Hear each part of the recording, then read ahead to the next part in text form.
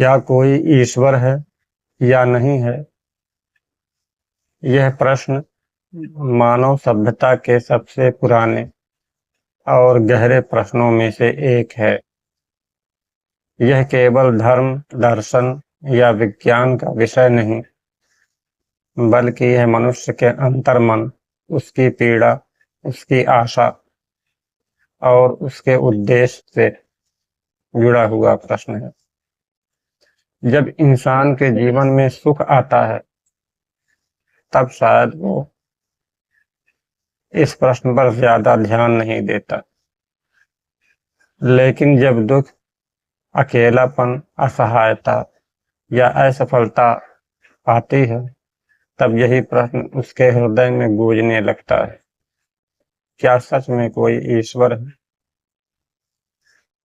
कुछ लोग कहते हैं, यदि ईश्वर है तो संसार में इतना दुख क्यों है, अन्याय क्यों है, निर्दोष लोग पीड़ित क्यों हैं? यह प्रश्न तर्क संगत है और इसे नजरअंदाज भी नहीं किया जा सकता। लेकिन क्या दुख का अस्तित्व ईश्वर के न होने का प्रमाण है, या फिर यह मनुष्य की स्वतंत्रता, उसकी आजादी और उसके कर्मों का परिणाम है?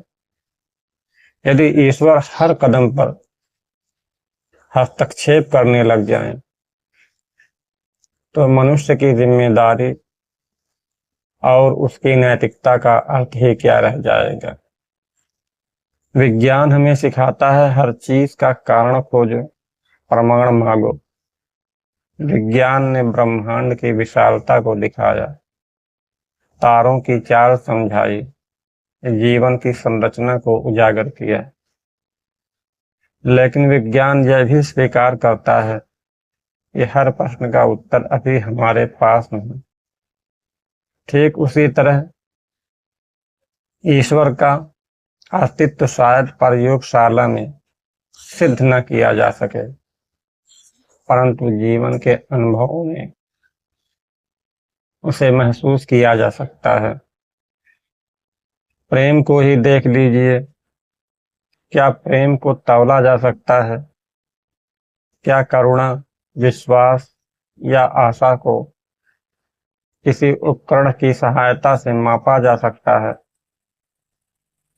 फिर भी ये सभी मानव जीवन की सबसे सच्ची और सबसे शक्तिशाली अनुभूतियां हैं।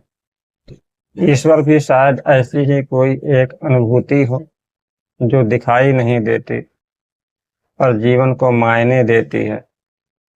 जब एक माँ अपने बच्चे के लिए सारी दुनिया से लड़ जाती है, जब कोई अजनबी बिना किसी स्वार्थ के, बगैर किसी लालच के मदद करता है, जब कोई इंसान टूट कर भी दूसरों को जोड़ता है, तो लगता है मानवता के रूप में ईश्वर स्वयं प्रकट हो गए हैं।